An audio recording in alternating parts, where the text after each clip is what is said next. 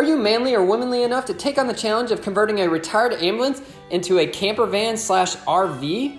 Well, it turns out a project like this is not something suitable for amateurs, as these old service vehicles are routed with miles and miles of electrical gadgetry that'll make you lose your mind. The old mountain greaser and his buddy William will take you on a transformation trip of a lifetime. This thing is gonna be nothing short of a 5-star hotel because William is uber talented. Plus, did I mention that this ambulance has the legendary 7.3 liter Powerstroke diesel? What? Don't miss this action-packed series, as there's gonna be a lot more coming at you. Internet's never pooped his pants before, but I think when they see this done in June, they might just do that. So some of you guys might know me as a modern greaser or the guy that puts out way too many 12-hour videos, but my coworker is doing this awesome project with this 2002 retired ambulance. Actually, it was a bomb squad vehicle after it was an ambulance. And now, with only 96,000 miles, which is nothing for the Ford 7.3 liter diesel, he is converting this thing to an RV. You might have known this guy. He has the bicentennial truck. He had the Volkswagen Squareback that we popped the engine out, rebuilt it, put it back in. Don't be afraid of ghosts, kids, because this one, a lot of the ghosts have been cleared out. He stripped out all the wires, stripped out all the interior woodwork, all the ambulance kind of stuff, and there's still a lot of things in there that he's still in the process of doing. Right now, he's working on cutting down these 13-foot strips of teak, which we're cutting down from some really large pieces of teak. And Mr. William Knight, there he is, he's right there, is bringing in teak to put on the ceiling. Wow, that looks great, dude. What did you have to do to the ceiling there, Mr. Knight, to make it look so cool? Well, what I had to do is I put this plywood up here and I painted it gray so that you'd have this contrast with the teak. Is that what accurate representation of your voice? Uh-huh. What are the dimensions of those teak strips that you're putting up there? They're 2.5 inches wide, and that's like, what, are they 3/4 of an inch thick? Pre-drilling them and then screwing them into the aluminum up there. Doing one of these ambulances is not for the faint of heart because all of the wiring, wires, beyond wires, beyond wires, the amount of wires that have to be moved and relocated is ridiculous. 40 hours, just basically getting all the cabinetry stripped out. Re-insulating it. You know, everyone claims these vehicles are insulated so well, but they're really not. I've used rock wool, mineral wool. It's a R15? R15 in the walls and ceiling. It's flame resistant, moisture resistant, no fiberglass in it. Had all that blue foam in it, and there was huge gaps in it that looked like big garbo. And Reflectix, that was already in here, and he reused a whole bunch of that. But all the wires ran down a trough right down the middle where he's at. You can see he ran them off to the side on the one side and ran them off to the side over here. His teak strips are going in. There's aluminum struts that run across here, and so that's what he's actually tapping these. He's pre-drilling them and tapping them in with these trim head screws. So William started going through and putting up some of the sheeting on the inside. So over here is going to be your kitchen on this side, correct? That's over here. Be kitchen. Big issue is the AC over here. This is actually connected to the AC on the inside cabin, so you can't just go pulling the Freon out of that and disconnecting it, because that would have air conditioned this whole back part.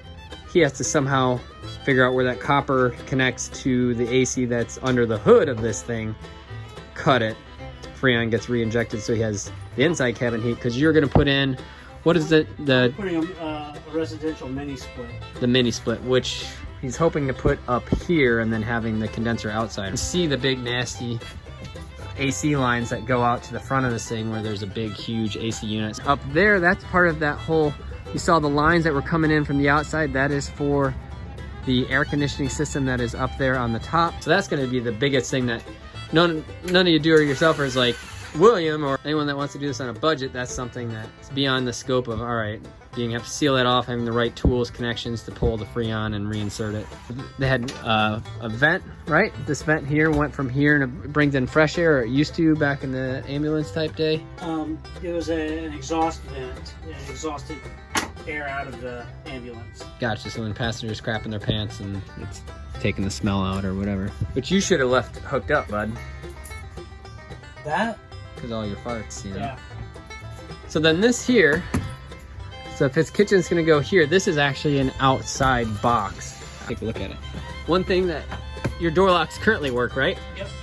Is when he was pulling the miles and miles of wire out of this thing, gotta keep some of the things that you need. Obviously tail lights, turn signals, license plate lights, because he drives this thing, door hookups. You can't just go cutting all the wires out He really had to do a lot of relocation, but the amount of time to take and split everything off to the sides and remove the stuff is crazy. So like here's one of the door panels here on the outside, and when you open that, if this thing was running, there's a light up there, and all these boxes on the outside, you can see some of the electronics and the sirens, fluorescents that were pulled out of here. This one here, more electronics and junk, but all these have lights up here, and this is part of all the air system. There's an air system that powered all the horns and the sirens and all that fun junk, and so that's all completely disconnected. But all the wiring for the lights, he went by one by one painstakingly so that you can open up. There's even side marker lights here. Pretty good looking vehicle the way it is. Up top, he's already gone through and put a rack up there, and he's got 4 solar panels that I believe, if I'm correct, would be around the 800 to 900 watts of power. There wasn't a pass-through, there was like a little window pass-through before, and so he's kind of made this pass-through, and the pass-through is actually going to be where his shower is at, and I can't wait to see that coming to life. This is where he's moved his electrical now into this cabinet. You can see all the electrical that is in here. It's nuts. And so this actually wasn't here, it was over there.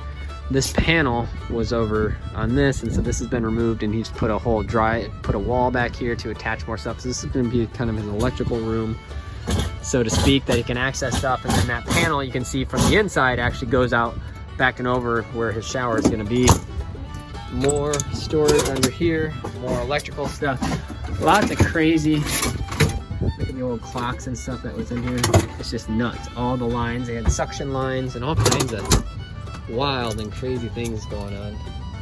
Was gonna do an AC unit back here that would pop up and actuate out, but he decided not to do that. But there's lots of these different plugins here where you could plug this in, a shoreline, or you can plug this into power. So you can see he has a max fan hooked up on top here, and he has all the cables ready to go, and the 4 solar panels that are hooked up here. And you can see these connectors, you can actually buy these. They're an Allen wrench that kind of go over this galvanized pipe here, and they make these brackets, and they're all sealed off. I'll show you the gunk that he used to seal this up. It comes in a caulking tube to keep this watertight, where he made the connections. But pretty sophisticated little system go up here, so you can really be off grid with your power on this. So this is just some of the electrical. We were outside here looking on the inside box, and that is all that on that panel. And then this is where it's going to be over here where his shower is at. So the shower is going to be here. You actually walk through it. There's going to be a toilet here. And I cannot wait to see what he's going to do with this shiplap, where he's going to cut into plywood. A bed that drops down over here, and he's got some really crazy MacGyver ideas for that. I want that in my center of the vehicle, so I had to relocate that and the stuff behind me over to the side. And in order to do that, without lengthening the wires, I basically just moved it to the sides and created mounting locations and bus bar locations that will be hidden with a panel that I can access, but everything that was mounted here in the center still works. That's a great spot put. It's almost like a little case that they I'll recover this, so you don't bump your head, goes over it. Yep. So this actually goes over it. I'll recover it in some fabric, and then that'll, it gets mounted up there with a couple screws. I wasn't recording. Hides all that. I wasn't recording. This is a bus bar that went, everything was, all the wires are in a central trough, but this is a ground bus bar. And then what are these two? These are positive bus bars and connections that from the main panel. It'll send power to these, and the main panel will tell, say the clearance lights to come on when the engine's running. So the clearance lights are all in here. The cabinet lights that for all the exterior cabinets are in here. The panel sends a signal to those and tells those to turn on. Now, when you have the lights on the dash saying that door is open, are those still functional, or did you yank that out? I yanked those out. Because it's too much. It's just too much. I mean, it's insane the amount of wiring. You gotta call it a day. I mean, I have a 3 foot by 3 foot high pile of wire. You can sort of picture. Oh, I will. Yeah. Of all the wire that I pulled out, it's ridiculous. Yeah, it's insane. And then this door here will access some type of a I'll have a small cabinet behind the restroom, the toilet, that you can access from the outside. So you have overhead cabinets up here, and then just overhead a regular cabinets there. full-size cabinet, 24-inch by 24-inch cabinet, and 24-inch by 36 cabinet that'll have a slide out for the refrigerator freezer. Then we go with a winter 65 or 90 quart there on slide outs, and then just all upper cabinets there, tile backsplash, lighting, stuff like that. Yeah, you really got this. Recessed lighting all in the ceiling, over the bed and down the center, all that stuff. So you're gonna put in, yeah, so he's gonna put in his recessed lighting and snake it off to the sides after the fact here, which he's getting those tonight. So as they come in, he'll just take a hole saw, drill it out, run the wiring over. And you have connections up here waiting.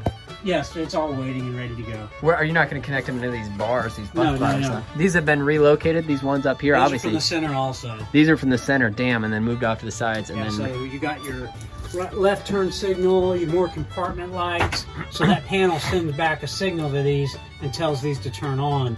And like I said, rather than lengthening them and trying to dump the bus bar up there, it was just easier to, this is going to be behind a cabinet, a closet, so it'll be hidden. Actually, there's going to be an electrical panel kind of like a soffit almost. Soffit up in here above the cabinet. And then what are these heavy? Those are from the shore power. The shore power. Okay, so this is like 0 gauge running back to that shore power. Yeah, I think they're 6'3".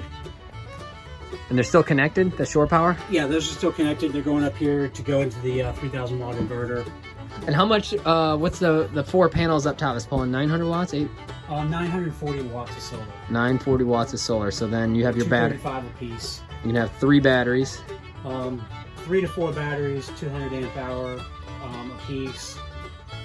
You know, between 6 and 800, or yeah, between 6 and 800 amp hours of battery. Thanks for tuning in on this episode where you got to see my buddy William work on his amazing ambulance. So typically on this channel, I've done a lot of stupid, crazy car stuff, including many dumb things, like the 12-hour videos where car idles for 12 hours, or there's just lots of really bad content on here. But this is gonna be a series of great content because I love editing videos and putting them together, and my buddy William is a mastermind at working on this ambulance. So if this is something that you're interested in, be sure to subscribe, check it out. There's gonna be a lot more to come because I really wanna document how he's going through this, and I want you guys to see it because there's a lot of good ambulance projects out there, but this is gonna be a great ambulance project because William is a super talented guy, and really it's gonna be fantastic. So hit that subscribe button, hit the little bell thing so you don't miss anything, because I've